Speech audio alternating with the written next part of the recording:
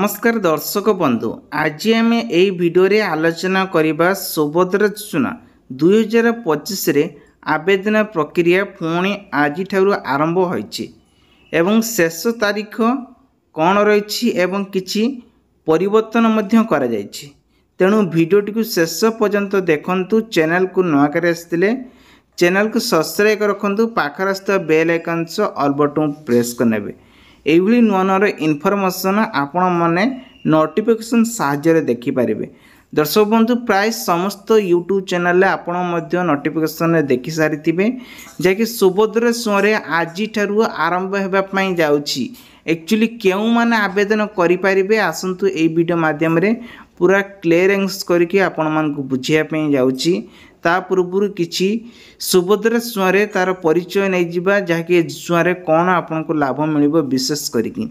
सुभद्रा योजना हूँ ओडिशा सरकार द्वारा परिचय आरंभ होता एक विशेष योजना। यही योजनार मुख्य उद्देश्य हूँ घरे महिला को आर्थिक सहायता देवाई जाऊँगी। जो मैंने योग्य अच्छा घरे असहायता अच्छा किसी बिजनेस नहीं तो से माने यही टंका को लेकिन बिजनेस परिमाण में लगे पारे बोलिकी सरकार मुख्य लक्ष्य रखा जाइछि। किंतु एबे आमे जानिबा शेष तारीख कौन बा लास्ट डेट यार कौन। वर्तमान जो पुणी सुभद्रा योजना कहते आज आरंभ है सुभद्रा योजना, यार कारण कौन, रिजिन कौन। वर्तमान सरकार घोषणा करिसेंती सुभद्रा योजना नूतन आवेदन दाखल करें। यार शेष तारीख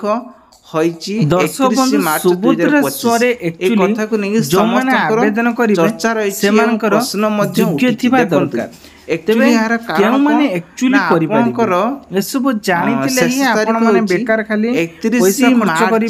किंतु 2025 आधार कार्ड रे 21 वर्ष आवेदन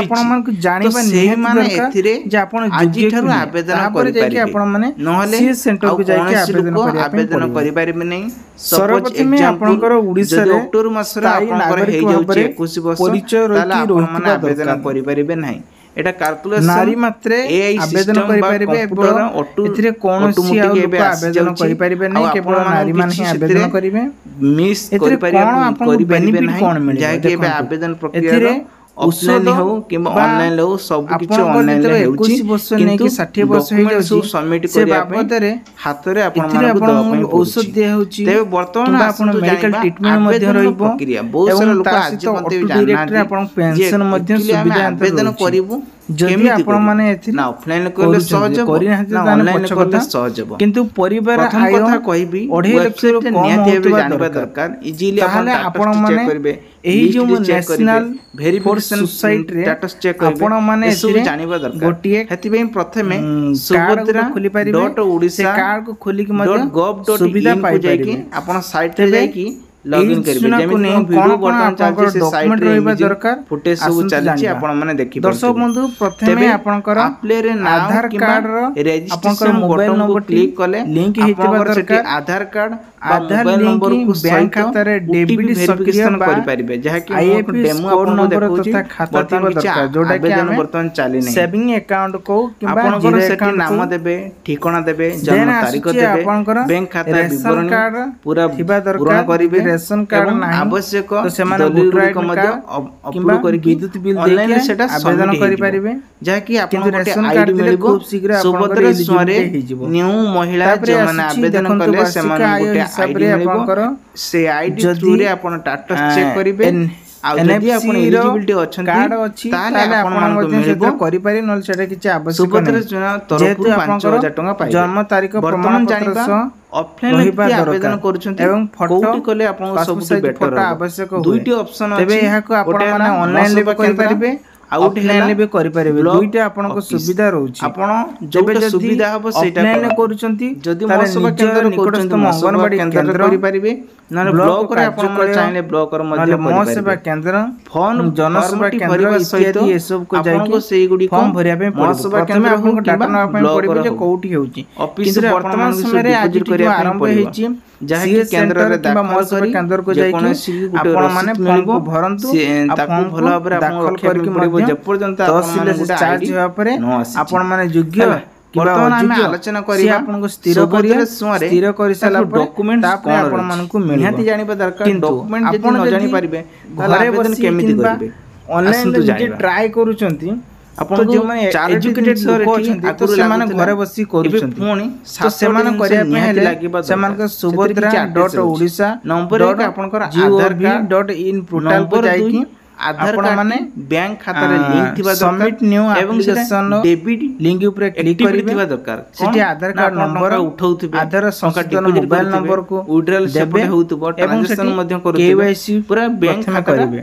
अकाउंट एक्टिव थिया दरकार बायोमेट्रिक साहाय्य रे आसीबो 3 नंबर ओटीपी से मोबाइल नंबर का आसीबो जोटा आपण माने देथिबे आसिला परे आपण वेरीफाई कार्ड निहाती थिबा दरकार। यदि रेशन कार्ड नाही next voter ID card form टा को भरिबा पड़िबो। सेठी आपण नाम देबे, जन्म तारीख देबे, आमे ए गां रे एठी हम बासंत खातार विवरण देबे, आधार लिंक करिवे, सेतिर आवेदन करि परिबे। आवश्यक 4 नंबर दलिल गुडीकर बयस प्रमाण पत्र बा आधार कार्ड अपडेट करिया सहित आवेदन पर आपन को एक तो से सब को आवेदन आईडी सहित दे परिबे। रसीद नंबर आसीबो, वार्षिक मोबाइल नंबर प्रमाण पत्र आसिला परे दरकार। आवेदन स्थिति रे इनकम जोटा कि समय पर माने 2 दिन 3 दिन पर गोटे कार्ड आपन माने निजर एप्लीकेशन स्टेटस आपन जते नाही ऑप्शन करी हमर वार्षिक आय को लिंक करिकि निजर स्टेटस को मध्य देखि परिबे। स्टेटमेंट ऑटोमेटिक बाहर से समान सेटा एक्चुअली कर देबे। सुभद्रा सुमन जे आवेदन करिया पे चाहन साइज गोटे फोटो दरकार।